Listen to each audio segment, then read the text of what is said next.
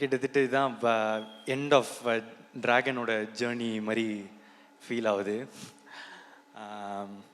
இன்னைக்கு கூட இப்போ அஸ்வத் ப்ரோ வந்து காலில் சொல்லியிருந்தார், இதுதான் கிட்டத்தட்ட லாஸ்ட்டு ஃபங்க்ஷன், இதுக்கு மேலே அவார்ட்ஸ் ஃபங்க்ஷன் அதெல்லாம் இருக்கும், ஆனால் எங்களோட ஜேர்னியாக கிட்டத்தட்ட இது ஒரு எண்டு. இந்த டைமில் வந்து இப்போ இந்த வீடியோலாம் பார்க்கும்போது ரொம்ப ஸ்வீட்டாக இருந்துச்சு. அப்போது இதோட ஸ்டார்டிங் பாயிண்ட் எங்கே அப்படின்னு யோசித்து பார்த்தா, ஒரு நாள் வந்து படம் பண்ணலாமா அப்படின்னு அவர் கால் பண்ணது ஸ்டார்டிங் பாயிண்ட் இல்லைன்னு நான் நினைக்கிறேன். ஒரு இந்த ஓமை கடவுளே வந்து எழுதிட்டு இருக்கும் போது நாங்கள்லாம் ஒன்றா டிஸ்கஸ் பண்ணிகிட்ருப்போம். அப்போ வந்து ஒரு கேரக்டருக்கு பண்ணுறியாடா அப்படின்னு கேட்டார். இல்லை நான் நடித்தா ஹீரோ தான் அப்படின்னு சொன்னேன். இந்த காதல் படத்தில் வரோம்ல, இந்த வில்லன் ரோலு, அமெரிக்கன் மாப்பிள்ளை, இதெல்லாம் ஓகேவா அப்படின்னு கேட்கும்போது, இல்லை நான் நடித்தா ஹீரோ தான், அந்த மாதிரி ஒரு குருட்டு நம்பிக்கையில் அப்போ நடித்தா ஹீரோ தான் அப்படின்னு சொன்னேன். என்னன்னா அப்போது வந்து கோமாளியும் வரல, எதுவுமே வரல என்ன, ஆனால் அவர் எதுவும் நம்பினார், பண்ணுவான் போல் அப்படின்ற மாதிரி ஒன்று இருந்துச்சு. அதுக்கப்புறம் வந்து ஒரு கோமாளி நடந்துச்சு. அதுக்கப்புறம் லவ் டுடே எடுத்து முடிச்சுட்டு காமிச்ச போது அவருக்கு பிடிச்சிருந்துச்சி. அப்போ நான் சொன்னேன், ரிலீஸ் ஆகலை, இன்னும் ரிலீஸ் ஆகிறதுக்கு முன்னாடியே கேட்டேன் வந்து, எனக்கு ஒரு படம் நீங்கள் டைரக்ட் பண்ணுவீங்களா? சரி, கொஞ்சம் எனக்கும் கொஞ்சம் நியாயம்லாம் இருக்குது, எனக்கும் தெரியும் அவர் வந்து ஓமை கடவுளை வந்து சூப்பர் ஹிட்டு.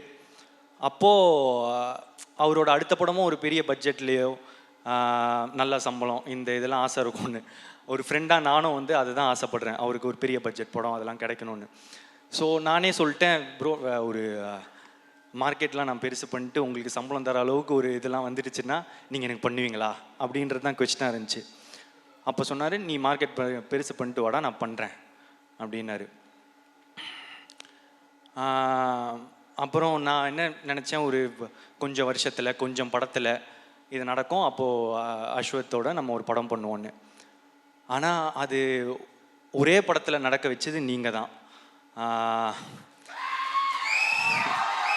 லவ் டுடே முடித்த உடனே அதான் அதுக்கேற்ற ஒரு மார்க்கெட் வந்து உண்டாச்சு. அப்போது எனக்கு சொன்ன மாதிரியே அவரே கால் பண்ணிட்டார்.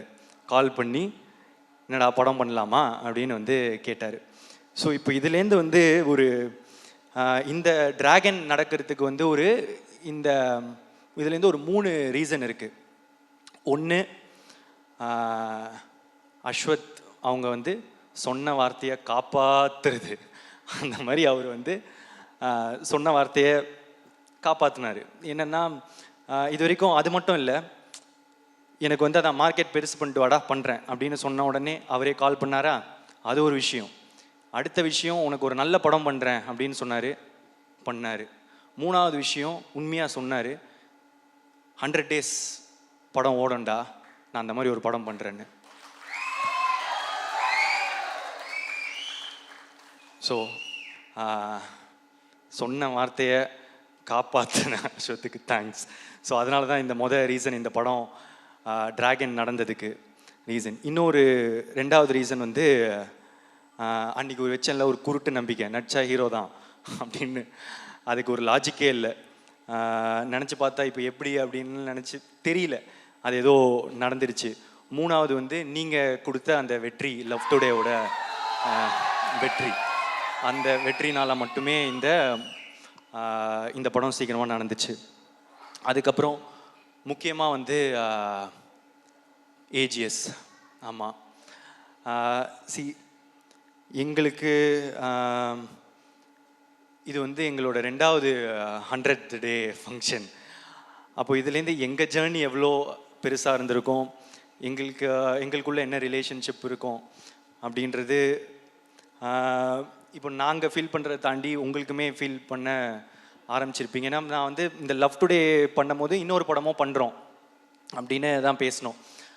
ஸோ லவ் டுடே முடித்த பிறகே வந்து என்ன படம் பண்ணலாம், ஏன்னா வந்து எக்ஸ்பெக்டேஷன்ஸ் ஆஃப் லவ் டுடே வந்து ஒரு மேஜிக் அப்படின்னு வந்து பிராண்ட் பண்ண ஆரம்பிச்சிட்டாங்க. ஸோ இது திருப்பி ஒன்று பண்ணணுமே, என்ன பண்ணலாம் இது வந்து சாட்டிஸ்ஃபை ஆகும் அப்படின்றது ரொம்பவே யோசிச்சுட்டே இருப்பேன். ஸோ இன்னொரு படம் டைரக்ட் பண்ணி ஆக்ட் பண்ணலாமா, இதெல்லாம் வந்து போயிட்டே இருக்கும் போது தான் ஏற்கனவே ஏஜிஎஸும் அஸ்வத் ப்ரோவும் வந்து பேசியிருந்தாங்க, ஒரு படம் பண்ணுறது அவங்களும் பேசியிருந்தாங்க. ஸோ இது கரெக்டாக வந்து ஒரு மாதிரி அமையும்னு சொல்லுவாங்கள்ல, அந்த மாதிரி தான் எனக்கு டிராகன் அமைஞ்சது. ஸோ இந்த ஏஜிஎஸோட இருக்கிற இந்த ஜேர்னி எனக்கு வந்து இன்னும் போயிட்டே இருக்கும்னு நான் நினைக்கிறேன், நம்புகிறேன். Thank you Agoram sir, Ganesh sir, Suresh sir, Archana ma'am, Aishwarya ma'am, Venkat Manickam sir. So it's a sweet journey. எங்களுக்கு இன்னும் தொடர்ந்து பண்ணிகிட்டே தான் இருக்க போகிறோம். அதை தாண்டி இது வந்து என்னோட 3வது 100 டே ஃபங்க்ஷன். ஸோ கோமாளி, லவ் டுடே, அதுக்கப்புறம் dragon, hat-trick. So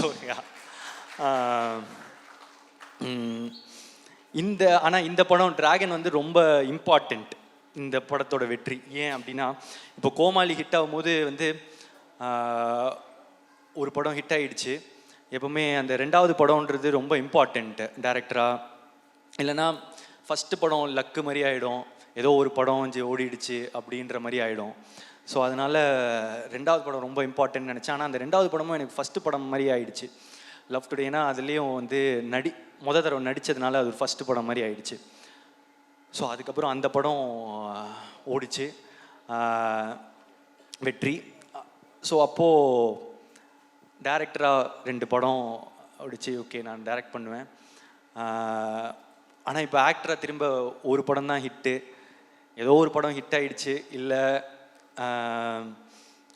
one time ஒன்றோ அந்த மாதிரி லக் ஆகிடக்கூடாது அப்படின்றதுக்காக வந்து இப்போ 2வது படம் திருப்பி ஆக்டராக ரொம்ப இம்பார்ட்டண்ட்டு. இன்னொன்று என்னென்னா, சரி நானே டைரக்ட் பண்ணி இவரே டைரக்ட் பண்ணி இவரே எடுத்துட்டாரு, அது பாசிபிள். இன்னொருத்தங்க டைரக்ஷனில் எப்படி நடிப்பாங்க, ஒரு ஆக்டராக தானே இன்னொருத்தர் டைரக்டரில் ஃபுல்லாக நடிக்கணும் அப்படின்றது ரொம்ப இம்பார்ட்டண்ட்டில். ஸோ இதெல்லாம் சேர்ந்து டிராகனில் வந்து உழுது, லவ் டுடேயோட எக்ஸ்பெக்டேஷனும் டிராகனில் வந்து உழுது. ஸோ இந்த படம் வந்து ரொம்ப இம்பார்ட்டண்ட்டாகவே இருந்துச்சு.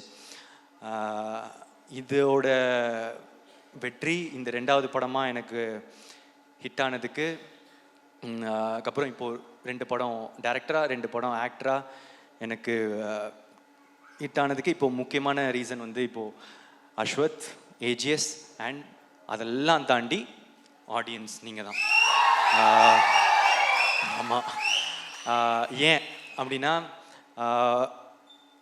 இந்த இடம் இப்போது இது ரொம்ப பெரிய இடம் நீங்கள் கொடுத்தது.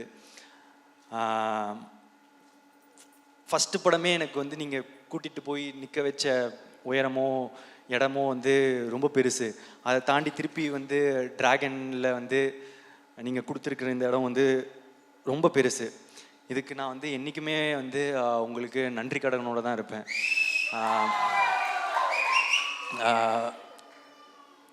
என்ன சொல்கிறது, அது ஒரு ஃபீலிங்கு, எனக்கு வந்து எக்ஸாக்டாக அதை சொல்ல தெரில. ரொம்ப தேங்க்யூ ஸோ மச். நீங்கள் எனக்கு கொடுத்துருக்க இடம் ரொம்ப பெருசு, என்றைக்குமே நன்றியோடு இருப்பேன். தேங்க்யூ. வந்திருக்க எல்லாருக்குமே நன்றி. Press and media thank you.